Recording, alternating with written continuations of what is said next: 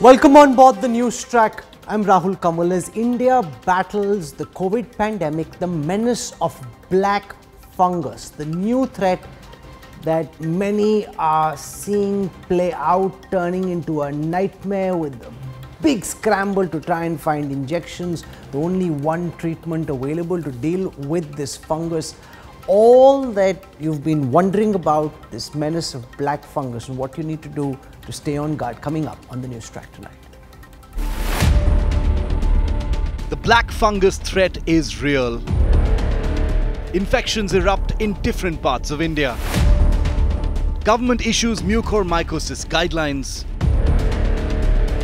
Don't panic, just be informed.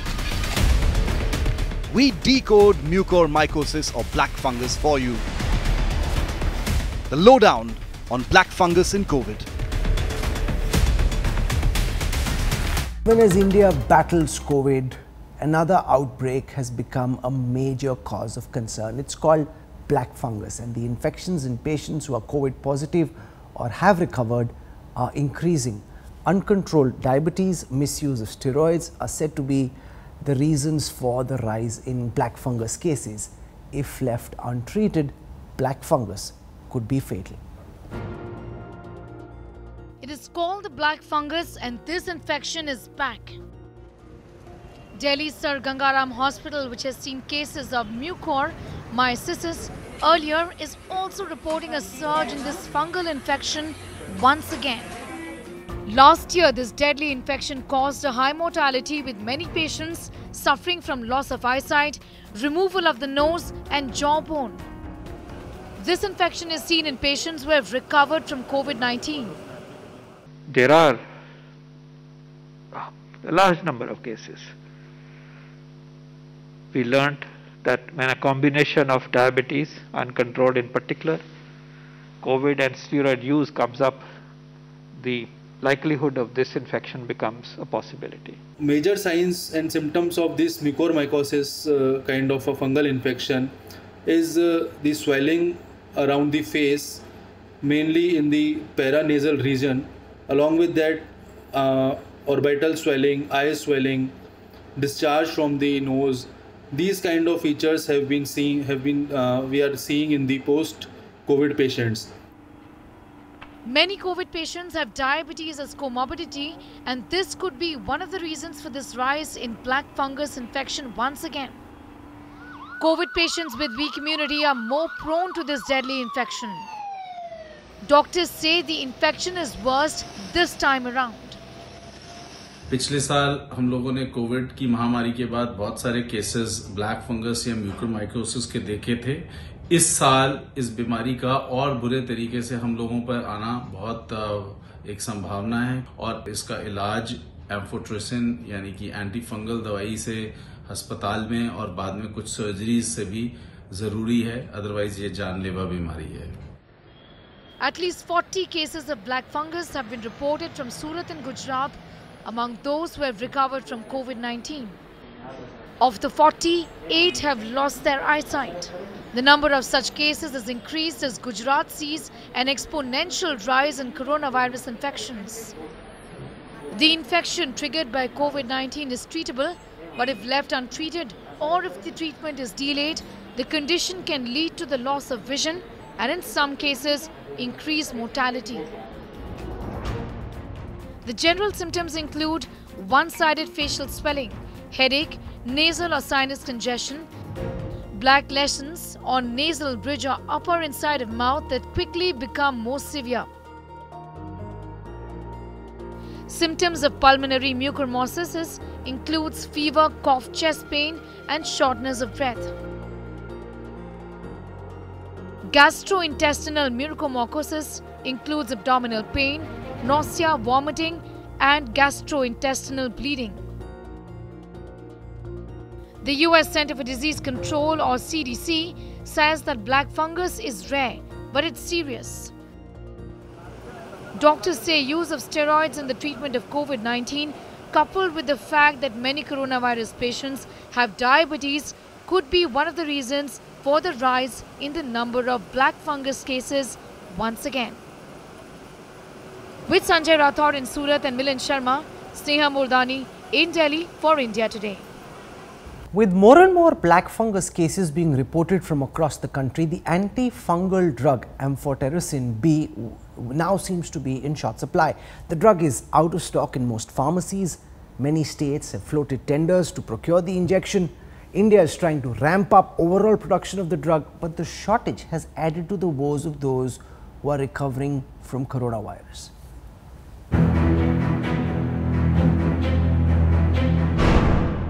A dangerous rash, a rash that disfigures faces, can maim or even kill people.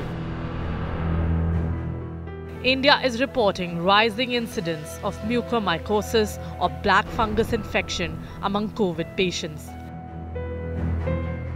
A consequence of steroids that reduce immunity and increase blood sugar levels in critical coronavirus cases, more so in chronic diabetes. Diabetes जिसको भी है वो अपना control में रखे, वो वैसे भी अच्छा है, कोविड या non Covid.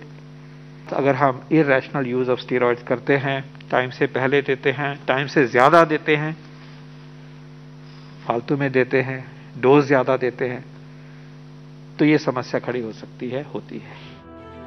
And the drug that treats this potentially fatal infection has flown off the shelves. The injection is out of stock in various medical stores across Uttar Pradesh. No active data of black fungus is available from the state, but pharmacies are reporting a spike in demand for the drug. अब दवा एक ऐसी चीज है कि ये दवा की इतनी सेल ही नहीं थी, उससे 100 टाइम इसकी सेल एकदम से बढ़ी, तो अब कंपनियों से रिक्वेस्ट की गई कि इसको जल्दी से जल्दी। In the meantime, the state government has formed a 12-member team to deal with the black fungus challenge and normalize drug supplies. This man in Madhya Pradesh has been looking for the antifungal injection for his mother since May 13, but without success. मुझे doctor ने बोला है कि आपको कम से कम 20 से 30 injection लगेंगे और इंजेक्शन की कीमत भी 8,000 रुपये है, कोई कम कीमत नहीं है। तो उसको ढूंढते ढूंढते सर मैं तो परेशान हो गया हूँ। अब उसकी कोई समझ में नहीं आ रहा कि क्या करें, मिल ही नहीं रहा है। पूरे भोपाल में ढूंढ लिया, इंदौर में तक पता कर लिया, ग्वालियर में पता कर लिया, पर कोई अवेलेबिलिटी के बारे में कोई जानकारी ही नहीं मिल रही है इसकी। Faced with shortages, the state government has sought 24,000 doses from the centre and sourced 2,000 from the drug makers. In India, Bharat Serums and Vaccine, Wockhardt, Abbott Healthcare, United Biotech and Cipla are the major manufacturers of amphotericin B, which costs between 4,500 and 12,000 per injection. The centre has supplied 1 lakh vials to states to jack up supplies. Imports are also being explored. Maharashtra has floated tenders for 1 lakh injections. And Gujarat is reaching out to private companies to meet demands. Honourable prime minister ने देश के उन डॉक्टरों से जो कि interior areas में, rural areas में और 2 टियर और 3 टियर टाउन्स में काम कर रहे हैं, बोथ कोविड और नॉन कोविड सर्विसेज प्रोवाइड कर रहे हैं, उनसे भी इंटरेक्शन किया। उनसे रिक्वेस्ट भी की है कि म्यूकरमाइकोसिस जो कि एक नई समस्या के रूप में उभर कर आ रहा है, उसके बारे में अवेयरनेस स्प्रेड करें, particularly 2 tier and 3 tier towns में भी। For now though, shortages persist even in the national capital. We are looking for a reality check at the RML hospital medicine shops that are these medicines available or not. We are talking to a few of the medicine shop owners. आपके पास क्या है amphotericin B का क्या situation है? एक ही shop है, single है, नहीं है, सर बताया ना आपको, 1 हफ्ते से नहीं आ रही। So what they are telling that these medicines, which are in fact antifungal medicines and are very important in the context of the black fungal disease, these medicines are now out of stock. The financial capital in Maharashtra is also impacted by black fungus and shortfalls of amphotericin B. Medical care suppliers जो हैं उनको कंपनियां, चूँकि पहले इतना ज़्यादा demand नहीं था तो उतनी मैन्युफैक्चरिंग हो नहीं रही थी। अभी इस इंजेक्शन का ऑल ऑफ सडन लगभग सभी हॉस्पिटल्स में, आईसीयू हॉस्पिटल्स में इसका डिमांड है और उनके रिक्वायरमेंट डिस्ट्रीब्यूटर्स को आ रहे हैं, जिसके हिसाब से पहले मैन्युफैक्चरिंग है नहीं, इसके लिए अभी वो गुड्स मार्केट में शॉर्ट हो गया है। An infection that has added to the woes of recovering coronavirus patients. When asked, the top experts of the government have said that they don't have a full-scale data on the number of cases of black fungus being reported in the country. But they did say that it's not an outbreak yet, although the number of cases are large. But states have already pressed the panic button to say that there's a shortage of the drug that treats black fungus, which is also leading to mortality in many cases across the country. Milan Sharma for India Today. So the exact burden or the exact number of black fungus cases isn't known, but this was earlier being reported from the hinterlands, then from the small towns. Now it's being reported in the big cities as well. How much of a concern is black fungus? What do you and I need to do to ensure that no one we know is infected by it? Is there anything at all that can be done? To talk about this and more, I am joined on this broadcast by Dr. Akshay Nair. He is a consultant of ocular oncology at the Advanced Eye Hospital and Institute. Professor Amar Agarwal is the chairperson of the Agarwal Group of Eye Hospitals. Dr. Rahul Modi is an ENT and head and neck surgeon at the Hiranandani Hospital. And Afroz Shah is an advocate, United Nations Environment Champion of the Earth. His mother at this moment has black fungus. So I want to go across to Afroz first to tell us his story, what happened with his mom, how is ma'am now, and just describe what you've been through. It's a horrible time, Rahul. First of all, very good evening. It's a pleasure to be on the show. Tough and testing times. In the month of September end, my mother had got corona. She got cured. She was at home. Everything went well for 3-4 months. And suddenly in April, she started complaining, April first week, the second week. She had like a slight pain over on the head and a slight nose blockage.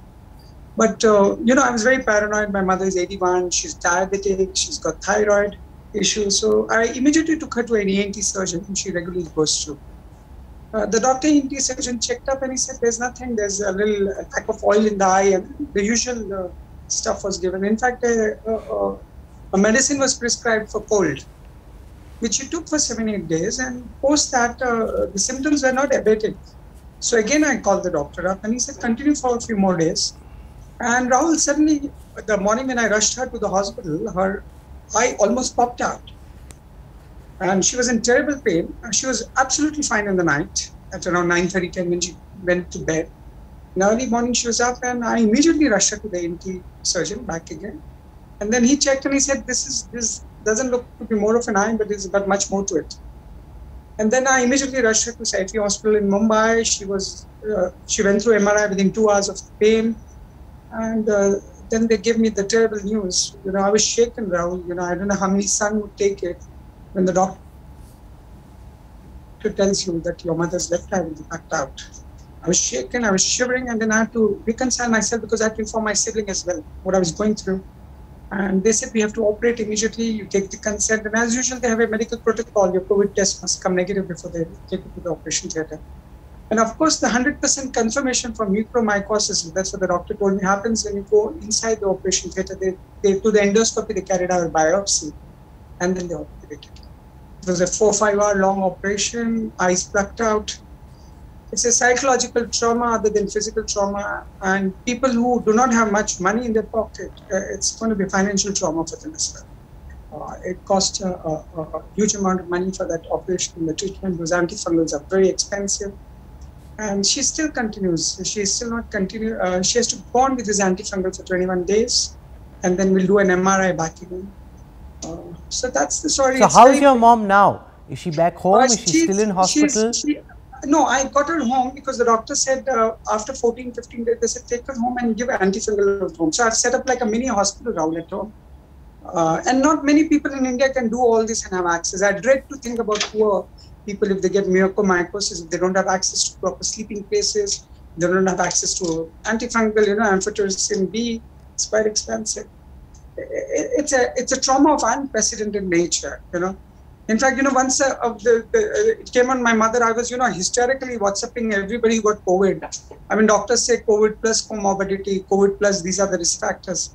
But look at my mother. She got corona in September, and here we are after 7 months of she being cured of corona, being hit with this deadly fungi. Deadly, absolutely. she's in terrible pain. You know, you see your mother when you're on the bed in trauma with one eye is gone. It's not a very pleasant. I'm really sorry about this. I'm sorry to hear this, Afroz. And you know, I hope that ma'am recovers to the extent that's possible, and at least that she's not in pain. That is most important. Did you find it difficult to get the injections, because there's a lot of reports coming in from different parts of the country that those injections are now in short supply? Yeah, thankfully, you see, when my mom got it, it was on April 29th. So it was not, this fungi was not on the news or not on the face. When I put it out, I was actually in two minds. Should I talk very private information about my mother on social media or no? But I said I must inform a lot of people about it. If people come to know, they'll take care. If on April 7th, if I, in hindsight, you do all these kinds of calculation. So in hindsight, I think, April 7th, if I had gone the MRI, maybe the fungus was at an early stage, maybe antifungal would have worked, maybe her eyes would have been saved. I mean, to be a son of a mother at home, 81-year-old with left eye gone, I can't explain the trauma now. It's traumatic. It's just not COVID. It's something much more than that which has happening on the planet. And I think everybody who's got corona needs to be on watch out. I don't know what other things are going to burst on our faces.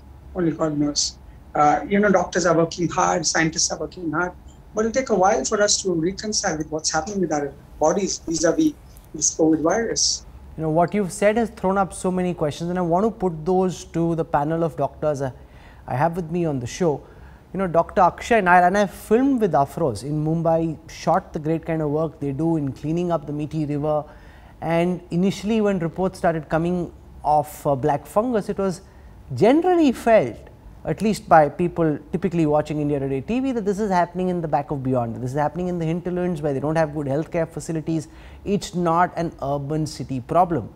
Now these cases are being reported amongst people like us, people who you know in your family, in your friend circle.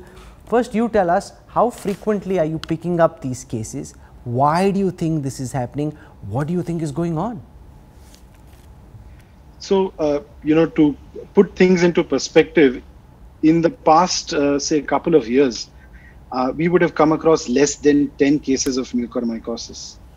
That's how infrequent it used to be. And to put things into perspective, in the first 5 months of this year, in a single hospital alone, we've seen close to 50 cases of mucormycosis. So that's the increased frequency that we were seeing.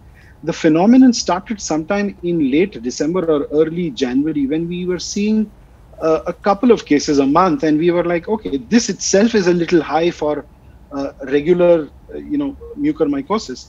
And as we do, doctors do have their own little social media groups on WhatsApp, etc., where we kept discussing these things. And that's when, a couple of other people from Bangalore and Hyderabad also reported similar things. So by March, we had sort of gotten a sense of what is happening. And that's when we started piecing the, putting all the pieces together. I think it's simple. It's easy to blame, steroids and say it's only because of steroids. You speak to any physician who's been treating COVID patients, and they'll tell you that nothing else except steroids work when the patient is coming in breathless. And we know that one of the side effects of these steroids is that it pushes up your blood sugar level. So patients are being put in between a dark, the devil and the deep sea, and they, if you don't, if COVID doesn't get you, muc or wood. And while one of the factors is steroids in COVID, I think we are also now seeing a few younger patients who were never diabetic even before they got COVID. And now they're being detected with COVID and with diabetes, and by the time they are being detected with diabetes, they already have mucormycosis. So it's multiple things happening at the same time. Like someone described it, it's like a nightmare within a pandemic. It indeed is a nightmare, and you don't even want to think of knowing someone who's going through something as painful and as horrible as this. Professor Amar Agarwal, I was researching to learn why this is being reported largely in India and not elsewhere, because you had COVID sweep through the United States, sweep through parts of Europe, and there have been cases reported in Russia, there have been cases reported in our neighborhood in Pakistan, but that apart, there haven't been reports, or at least not in the public domain, of too many of these black fungus cases in other countries. What is it that's happening in India which is leading to the maximum outbreak of black fungus cases? See, what is happening basically here is this. This fungus is normally there, but what is happening because of the COVID and the diabetes or the steroid usage or the extra oxygen which we are giving, our immunity is coming down, which is entering inside through the paranasal sinuses, and this connects to the eye. Once the eye gets infected, the eyes are connected to the brain because eyes are actually part of the brain, and that's when the infection spreads. It has been reported even in United States by the top ophthalmologists, and the American Academy of Ophthalmology have also talked about mucormycosis. The problem which we need to be careful is that don't give the steroid just simply. One more thing which I want to tell everyone here is keep this mask, clean them thoroughly. There are people who are reporting mucormycosis or black fungus because someone is using the same mask without washing it continuously on their nose for a long time. So all these factors put together can help us solve this very, very bad disease, black fungus. But keep it in mind, at the end of the day, the numbers are not that bad compared to a pandemic situation which we are in. The problem which we are facing is once someone gets mucormycosis, the situation is very, very bad. Because when we take out the eye, it's not just we are taking out the eye, we have to exenterate the whole area. That means the whole area in the orbit, as we call it, till the bone has to be removed. And that is where the problem starts. You know, this is just so scary to hear, and people would wonder whether you should be talking about these things on TV at all. But the reality is you have to talk because knowledge is the only weapon you have about, for example, the suggestion about cleaning out the mask so that you're not wearing that same dirty mask every single day. Dr. Rahul Modi, are you convinced that there is a linkage between the usage of steroids or the misuse of steroids and mucormycosis? Is there something about the medicines that are being administered by doctors in India which are just making Indian patients more susceptible? If the same virus spread through Europe and the United States, why weren't more such cases reported elsewhere? So my feeling is, and seeing these patients over the last 3 to 4 months, I think where perhaps we can improve is the post-COVID follow-up. We need to get the message across to everybody that after the discharge, we need to keep a regular follow-up, and along with monitoring our temperature and the oxygen saturation that we are all well aware of, we should also monitor our blood sugar levels. In diabetics, definitely they're more aware, but also in non-diabetics. So anybody who has been admitted, got oxygen in the hospital, diabetic or non-diabetic, would have received steroids because they are the most effective drugs against COVID. But the effect of these steroids lasts for a few months after discharge from the hospital. So once you're out of the hospital, what we have seen, and I work in 2 different hospitals, and I've seen the impact that good post-COVID care, good post-COVID follow-up, strict blood sugar control has had on patients. We were able to prevent a lot of these problems. Once there, it's a bad disease. I mean, there is no 2 ways about it. We need to be aggressive, both in terms of surgery, in terms of medication, control of sugar, but a lot of these cases are largely preventable if we focus on good sugar control. No, but I have a question. Sorry, it's a bit of a common man question, but the question is this, that in some cases mucormycosis was reported 5 months after the patient recovered from COVID. In some it's happened soon after. Why is that gap there, doctor? So we need to know that, see, mucormycosis is not a new disease. We are seeing it for decades. And the most common factor even earlier was deranged blood sugars. Now, as and when the blood sugar control will go haywire, and the reason could be steroids, the reason could be diabetes, the reason could be the low immunity, and a combination of this. And as and when that, that troika strikes, that is when the fungus kind of like, overwhelms the body. You need a combination of low immunity and high sugar to get this fungus. So whenever your sugars are going to go awry, if there is good control, you can control this. But again, it's not a one formula fits all. This would work for most people. So our request is for all patients, if they have any early signs and symptoms, because these are very non-specific symptoms. We may dismiss it at a cold, we may dismiss it at a regular nose block, but please don't do that if you are a post-COVID patient, especially if you've had moderate to severe disease where steroids and oxygen were required. So keep your antennas on high alert, keep your sugars under control, and that's our best bet against this problem. Dr. Akshay Nair, when you talk about care and ensuring that, after recovering from COVID, you don't end up slipping. One is, of course, maintaining your sugar levels and seeing what your sugar levels are. The other is the question about whether those who have diabetes should be avoiding these steroids in the first place, because there is no proven clinical evidence to suggest that the use of these steroids or in the manner in which they are being administered in India is actually helping patients. There is a lot of anecdotal evidence from what doctors are seeing, nurses are seeing, but there is no clinical evidence at this moment which is peer reviewed, published in a medical journal, which makes that point. No, actually, Rahul, there is. The role of dexamethasone is been unequivocally been proven in reducing mortality in cases of severe COVID. And extrapolating that, there is evidence to show that oral dexamethasone given even in moderate cases can help in a quicker recovery.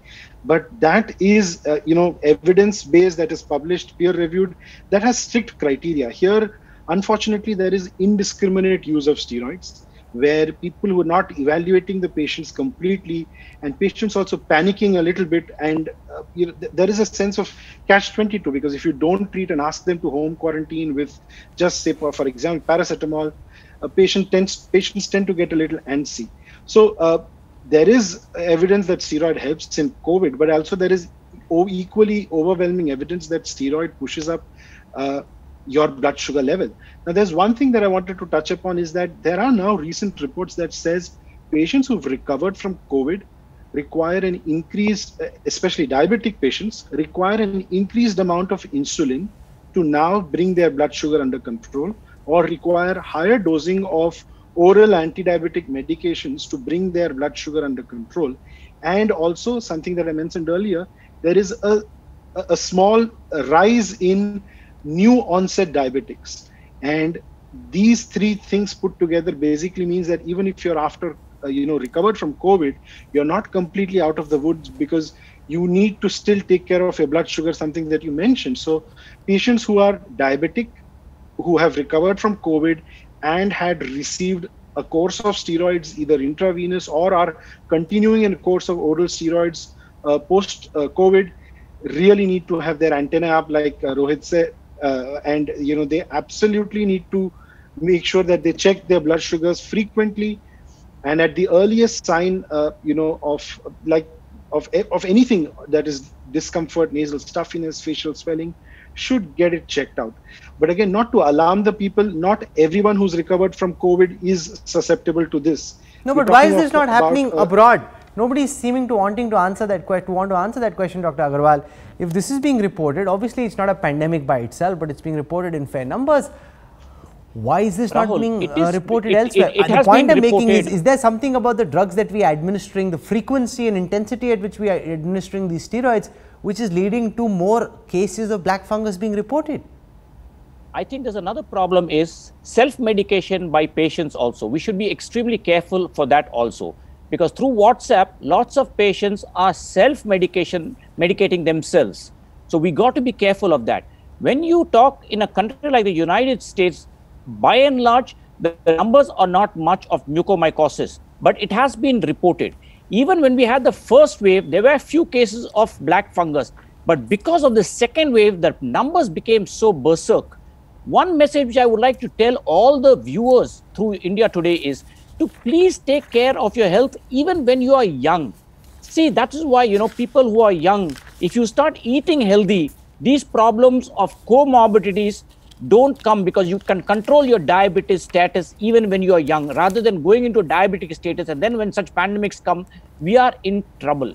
But answering the question, We have to be careful of this because, to be honest, even as doctors, this is a very, very nasty disease to see. So please, we have to be careful of this. So Rahul Modi, how do you evaluate the availability of the drug? We went out in different parts of the country, asked around about the drug. There are already complaints coming in that amphotericin B isn't easily available. So given that that's one of the only treatment options available, what do you do in this situation? So there are two types of amphotericin B. Currently, I have a few patients admitted with me. So the challenge that we are facing is in sourcing what we call as a liposomal amphotericin B, which is a drug which is the most commonly used drug for these conditions. We are currently getting, our hospital pharmacy currently has a conventional variety which we can use. Luckily, my patients don't have any kidney issues, so we are able to use the conventional variety so far. However, the liposomal variety is in shortage if required. So there is definitely a shortage. But what I gather that there is a government task force which is looking into it and which within this week is going to increase availability. So my hopes are up with that. But there is a conventional variety available which can be used for patients without kidney issues. Unfortunately, a lot of our patients, as we have discussed, are diabetics. So they may have some mild to moderate kidney issues, and sometimes we are not able to use a conventional one, and then we have to go for the liposomal variety. And just to answer the previous question, I feel where we are lacking, and again I'm repeating that, is we need strong follow-up of our patients who have been discharged, even if they're seemingly okay. We need to inculcate a strong sense of follow-up after discharge from the COVID centers. I think that's where we are lacking compared to the developed, the US and the UK. So Afroz, you've heard the three doctors speak, explain what they're seeing happen around them. Is there anything about care, post-recovery that you now think of about, what you should have possibly done with your mom, which could have possibly prevented the onset? What are the lessons that you've learned in this very painful journey? Let me share my experience, Rahul. My mother was under care of 3 doctors, including diabetologists, right from the day she left the COVID ward. I knew some funguses, bacteria, when your immunity is compromised, you're prone to all kinds of diseases. I kept a tab. Now, in spite of keeping a tab, and I do micromanagement of diabetes at home, I'm in constant touch with my diabetologist. It's sheer bad luck, I can say for myself that maybe on April 7th, when I had taken her to the ENT surgeon, and even if I had a wink of it that an MRI or an endoscopy should have been done there, because it was treated like a normal cold. Now, in hindsight, I look at it, I said, oh my God, it was not normal cold, it was mucormycosis.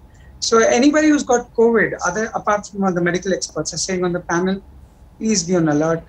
This is not an easy disease to handle mentally, financially, and physically. You don't want to see your loved ones without an eye. I mean, especially my mother, I don't know. Her eyes are still covered, but one day I'll have to open up and she'll see herself in the mirror. Physical disfigurement of the face. It's scary. So people who have got COVID, they must be on alert and hyper alert, I think. I took all precautions, and here, in spite of that, I'm here telling you that my mother's lifestyle is gone. Sheer bad luck. But I think people need to be on alert with COVID because, as far as COVID goes, not much is known in terms of research. The disease is new. It's just a year old. Doctors are also grappling with it. Scientists are grappling with it. A lot more will come out, but little tiny symptoms, as the doctors were saying, keep an alert. Even if it's a cold, just go for a checkup. I did go, and in fact, I was advised to take some, eye drops and sinus medicine.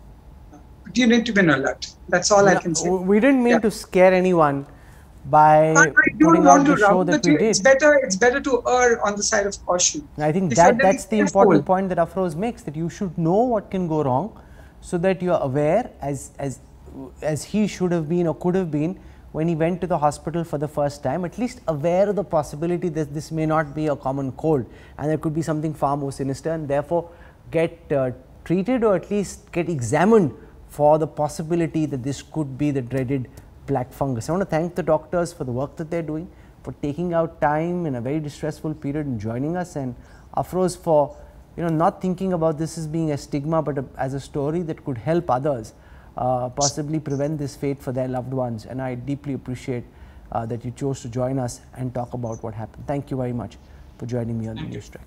Now, one of the things seems to be that we approved treatment lines which later turned out to be unproven. For example, convalescent plasma therapy has now been dropped from the treatment guidelines of the Government of India because there is very little evidence to show that it's helped in saving lives. There was a big drama around the announce of plasma therapy. Even till yesterday, I had colleagues who work with us very closely in our teams looking desperately for plasma for their loved ones, and now the government says it doesn't work. So just imagine you're scrambling around trying to arrange this plasma when the WHO had said much earlier that there is no evidence to prove that plasma works. And the same with so many other lines of treatment which globally were rejected, said no to, in India were accepted, became very popular, and yet in the end are shown to not work. Sneha Mordani breaks down India's treatment protocols to explain how there is little evidence to suggest that many of the medicines that are being given are actually playing any role in dealing with the infection. Plasma therapy has been dropped from India's treatment protocol. Top scientists say this was much needed. Experts say that this has been doing more harm than helping. By the time antibodies are administered, most patients have gone past the need for additional antibodies. There is also a concern that if plasma is given to someone who's immunosuppressed, that is someone with low immunity, the virus will get a chance to study the antibodies and make adjustments, leading to dangerous variants. The Indian Council of Medical Research has cited poor evidence, over-reliance on anecdotal evidence which may be misleading, burdening of the healthcare system, unnecessary panic and unreasonable demands for it, as well as the cost of plasma therapy as the main reasons behind the scientific body taking this call. But the government does admit that when it comes to SARS-CoV-2, we have made little progress in finding a treatment. We've made huge research as far as vaccine is concerned, but developing an antiviral drug has not been that rapid, and that's because viruses are always difficult to treat in terms of developing drugs, because like we've seen, they tend to change, they tend to mutate, and therefore you are really chasing the virus rather than developing strategies. Factor this in. In India's treatment protocol, whichever medicines are used are repurposed drugs. These drugs are under investigation and there is little evidence to show that they work effectively. Therapies based on low certainty of evidence are ivermectin, which is an anti-parasitic drug, hydroxychloroquine, which is a 100-year-old medicine used for malaria and other ailments, and inhalational budesonide, which is to control wheezing and shortness of breath. Then there are off-label medicines like tocilizumab and medicines that have got emergency use authorization like remdesivir. What about other medications like blood thinners, heparin and steroids? The government says restrict the use and only use when the doctor advises. When the patient is moderately ill, anti-inflammatory or immunomodulatory therapy should be considered. This involves the use of steroids like dexamethasone. Heparin should be used only if there is no contraindication. HRCT chest should be done only if the condition is worsening. Biomarkers like CRP, D-dimer, CBC, KFT, IL-6 are all to be done if the condition is only worsening. The same applies to the patient if he is moved to an ICU. What do we now know about dexamethasone? Well, this is an inexpensive steroid that's being used in India. It modulates the immune response. It helps in treating autoimmune diseases such as rheumatoid arthritis. It is also used to treat other inflammatory conditions such as allergies, breathing disorders, skin conditions, among others. It was first produced in 1957 and has been in use since 1958. But it can only be used during moderate illness and on doctor's advice. The wrong usage is triggering mucormycosis of black fungus. Now, indiscriminate use of steroids, as we are seeing of late, is leading on to the increase in the blood sugar levels of a lot of individuals. This makes very easy for the mucor to go and invade the system. The novel coronavirus has thrown up challenges like never before. Like other countries, India too is using what it has at its disposal at best to manage the infection. In the absence of a definitive treatment for this infection, it is not unusual for the treatment protocol to change. In fact, there is a possibility that the treatment protocol could change even further in days and weeks to come. In New Delhi, Sneha Mordani for India Today. I'm going to be slipping into a quick break right now. When I come back, a political war has erupted over an alleged COVID toolkit which the BJP is using to accuse the Congress of defaming Prime Minister Modi. Details on the other side. Stay with us. You're on board the news track. The now infamous toolkit is back in the news. This time, the BJP has released a supposed toolkit prepared by the Congress party and has claimed that the opposition is trying to tarnish the country's image by defaming Prime Minister Modi. The Congress has hit back strong, dismissing these claims. Social media volunteers can call it Modi's trick. This is an opportunity to destroy his image and erode his popularity.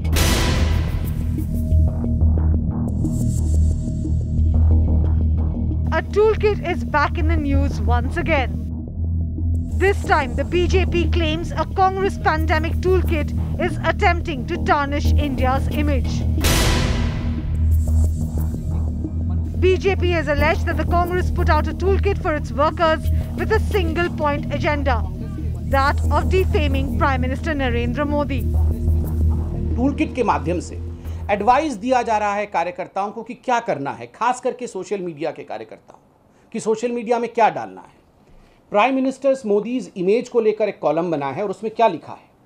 The approval ratings of the prime minister Modi has been high and have not dipped despite crisis and mismanagement.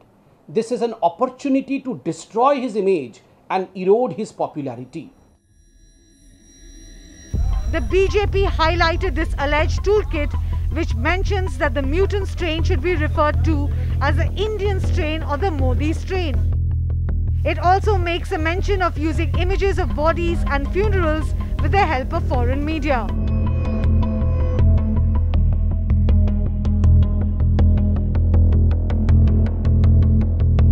Use the phrase Indian strain wherever talking about the new mutant. Social media volunteers can call it Modi strain. जो निर्णय WHO में भी हुआ है उसके विपरीत जाते ये कह रही है कि आप उसको इंडियन स्ट्रेन बुलाइए और तो और उसे मोदी स्ट्रेन बुलाइए. Congress, however, has outrightly dismissed the toolkit that the BJP has now made public. Bharatiya Janata party को चाहिए कि जिम्मेदारी के साथ काम करे. अभी जितनी कैबिनेट मीटिंग्स हुई हैं किसी में कोरोना की चर्चा नहीं हुई. इससे बड़ा टूल किट कुछ हो नहीं सकता है. The Grand Old Party has also registered a complaint against the alleged fake toolkit. Bureau Report, India Today. This is where I wrap up the news track tonight. For your time and your trust, thank you. Stay well, stay safe.